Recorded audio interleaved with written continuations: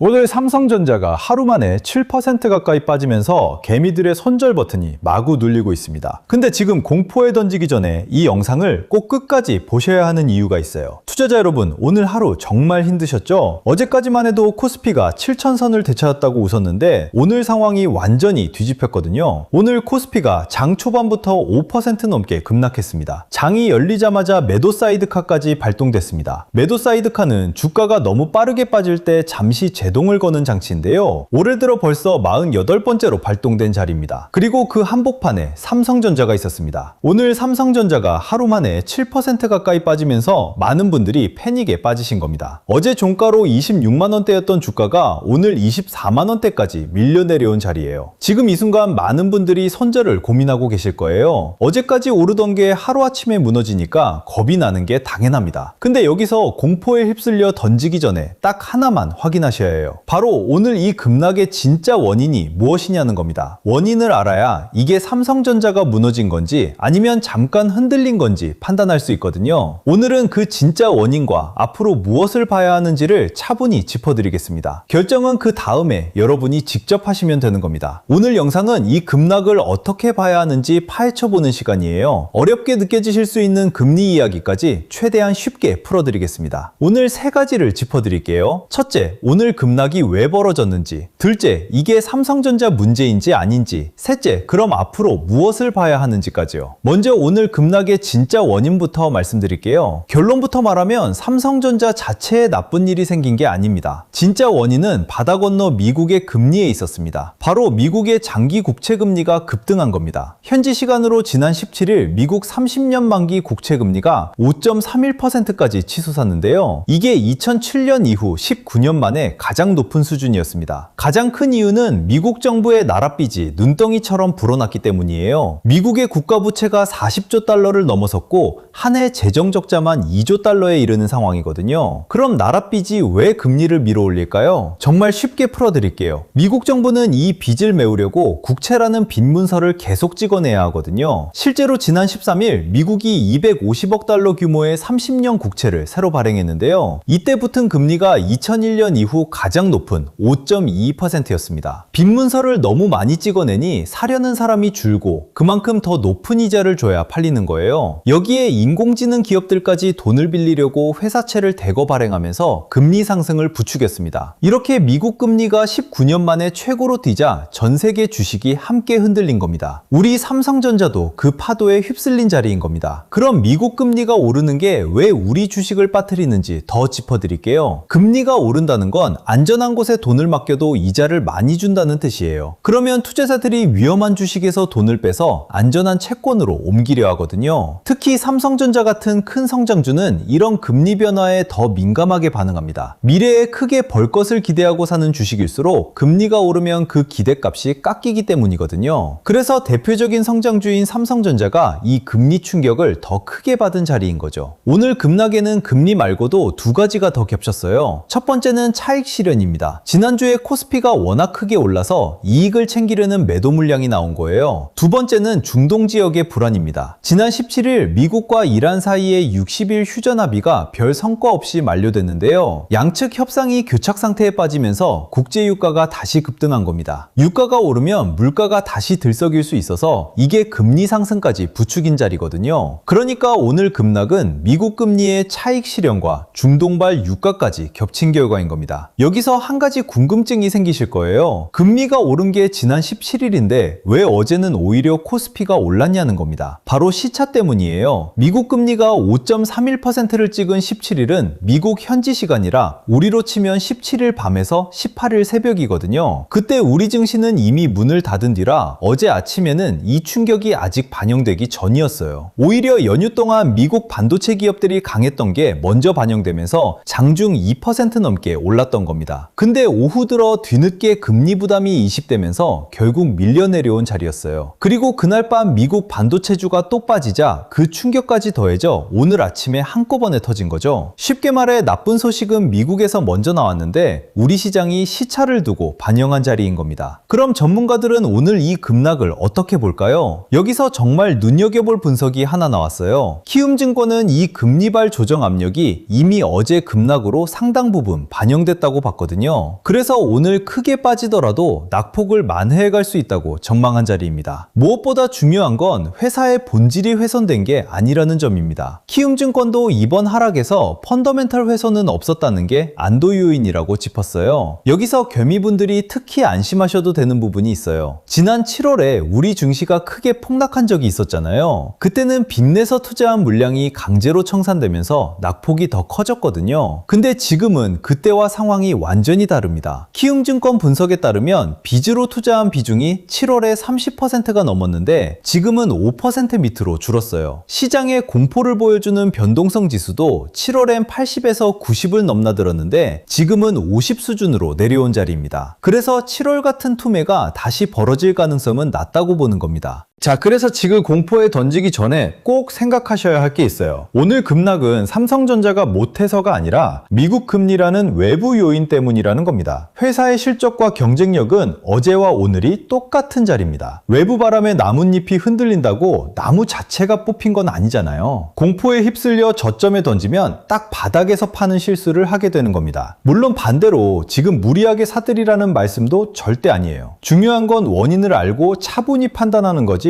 감정에 휩쓸리지 않는 거죠. 그럼 삼성전자의 실제 체력은 어떤지 짚어드릴게요. 오늘 주가는 빠졌지만 회사가 벌어들이는 돈은 그대로입니다. 삼성전자는 이미 지난 2분기에 반도체 사업에서만 89조 원이 넘는 영업이익을 냈거든요. 그리고 3분기에는 인공지능 메모리 매출이 직전 분기보다 3배 이상 커질 것으로 전망한 자리입니다. 지난 7월 반도체 수출도 1년 전보다 178%나 급증했어요. 이런 숫자들은 오늘 주가가 빠졌다고 사라지는 게 아니거든요. 회사의 진짜 체력은 여전히 튼튼하다는 뜻인 겁니다. 증권가의 시선도 여전히 삼성전자를 높게 보고 있습니다. 국내외 증권사들이 제시한 삼성전자 목표 주가 평균이 47만 원이 넘거든요. 지금 주가가 25만 원 안팎인 거 생각하면 훨씬 높은 수준입니다. 36명의 애널리스트가 매수 의견을 냈고 매도 의견은 단 한 명도 없었어요. 오늘 하루 주가가 빠졌다고 이 전망이 바뀐 게 아니라는 뜻입니다. 전문가들은 여전히 삼성전자의 앞날을 밝게 보고 있는 자리인 겁니다. 그럼 이 급락 이후 우리는 무엇을 봐야 할까요? 가장 중요한 분수령이 바로 8월 27일입니다. 이날 새벽 세계 최고 인공지능 반도체 기업 엔비디아의 실적이 발표되거든요. 엔비디아 칩에는 삼성전자 메모리가 들어가기 때문에 이 실적이 정말 중요합니다. 엔비디아가 인공지능 수요가 여전히 강하다고 확인해주면 어떻게 될까요? 지금의 불안한 심리가 한 번에 뒤집힐 수 있는 자리인 겁니다. 그래서 이 8월 27일을 꼭 지켜보셔야 하는 거죠. 그리고 8월 27일에는 금리 관련 변수도 함께 확인됩니다. 같은 날 미국에서 잭슨홀이라는 큰 회의가 시작되거든요. 잭슨홀은 매년 8월 말 미국 와이오밍주의 휴양지에서 열리는 세계 중앙은행들의 회의예요. 전 세계 중앙은행장과 경제학자들이 모여 앞으로의 통화정책 방향을 논의하는 자리인데요. 특히 미국 중앙은행 총재의 기조연설에서 나오는 말 한마디에 전 세계 증시가 출렁입니다. 올해는 8월 27일부터